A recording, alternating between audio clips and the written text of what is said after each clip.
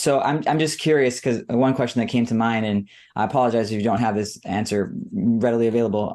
I imagine you do though, because you're pretty well versed. But so like when someone's paying for like Part A and Part B, and they're claiming Social Security, that's typically like just automatically deducted from Social Security. Is Part C and Part D something different? Is it the same? How do they pay for it in that respect? Okay, very good question. So if so as we most people will not have to pay for Part A, but the Part B Oh, yeah, premium, yeah. Sorry. it kind of goes back again to that. Are you collecting your Social Security? Mhm. If they are, then the government will actually deduct the Part B premium automatically out of their Social Security benefit. So their Social Security benefit will be reduced a little. But if they're not, and they are retiring, but they can afford to wait another year before starting their Social Security benefit, then they will be billed. They will be Gotcha. billed for their Part B premium. When they select Part C or Part D drug plan, they can choose several different ways of paying for it. One of those options is to deduct it from their Social Security benefit if they are collecting. Oftentimes, they opt for auto deduct out of their checking savings account, and they can always do the old-fashioned get a bill. That's usually the least. Try not to encourage people to do that, just because if you forget a payment, Mhm. and retirees are this is their stage of life. They're traveling. I went on vacation. Came in. The bill came in after we left. I was gone for 4 weeks, Mm. and the bill is late. So auto pay is the best. Yeah, that's good. That's really good. Um, Yeah, so thanks so much for sharing about Part A, Part B, and obviously Part C and D. Just you such a great, just basic understanding of what those are, how they might interact with our listeners. Um, and Jason, any last thoughts before we move on to the next part of our question? No, that's it. And I just imagine there's once you get to making those decisions for the part C and D, uh, the amount of options to choose from has to be sometimes overwhelming, right? It's got to be a hard decision for a lot of people to sift through. Am I correct there, Donnie? Correct. So that's the question they always want to ask me.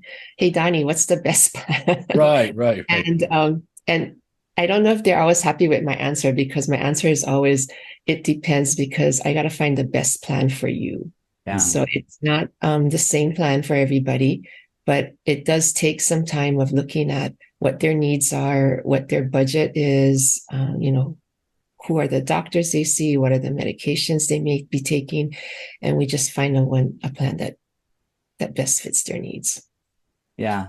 I mean, that's such a common response even in our world. It depends, there's so many variables. And, as some of our friends like to say, like, it's a very personal, keep your finances personal, right? It's a very personalized decision for your individual needs. Yes. And I imagine even in some cases, it could be different, even between spouses, it could be different, right? Um, Yes. so yeah, each individual has their own path and their own journey. So that's awesome. I love it. So yeah, just kind of just moving on here, just kind of like a little bit more basics of like, how would one apply for Medicare? And we already mentioned 65, so I know we'll be kind of tied around that, but like, what are some other basics to know about applying for it, what they would need to do, and Okay. yeah. Yeah, so we know 65 is that magic age. The initial enrollment period actually starts 3 months before their 65th birthday month. So that's when they can start applying. The effective date will still be their birthday month. But I love the planners of the world that love to do things ahead of time, because it's nice to have it done. If anything, any glitches, there's time to correct it, and everything's good to go when we need it to. But they give you 3 months before your birthday month, the birthday month, and 3 months after. So it's a 7-month window. And if you apply any time in that window, you will not be um, subject to late enrollment penalties. Just keep in mind, though, if you apply during your birthday month or the 3 months after, it delays the start of your Part B. So, if you wanted the part, say your birthday is in October and you wanted that Part B to start October 1st, and you apply in October, it will start November 1st. So you kind of missed the boat for the October 1st effective date. So as I mentioned earlier, those collecting Social Security prior to their 61st birthday, they're automatically enrolled and they will receive their card about 3 months before their birthday. But for the others, it's an online enrollment process. It's pretty simple. It's, creating and logging into Social Security SSA.gov account. You can do the phone in.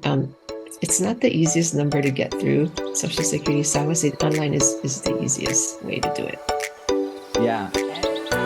The opinions and statements presented on this show are for general information only and are not intended to provide specific advice or recommendations. Never make any investment or financial decisions based on information offered on this show without first consulting your financial, legal, or tax advisor. All economic and performance information mentioned on the show is historical in nature and is not indicative of any future results. All indices mentioned on this show are unmanaged and cannot be invested in directly. All information is believed to be from reliable sources. However, we make no representation as to its completeness or accuracy. Lastly, all opinions expressed by Jason Cutitta and any guests on the show are solely their own opinions and do not reflect the opinions of or are endorsed by ToBA Financial. For Jason Cutitta, investment advisory services are offered through ToBA Financial LLC, a registered investment advisor offering advisory services in the state of Hawaii and in other jurisdictions where exempt from registration.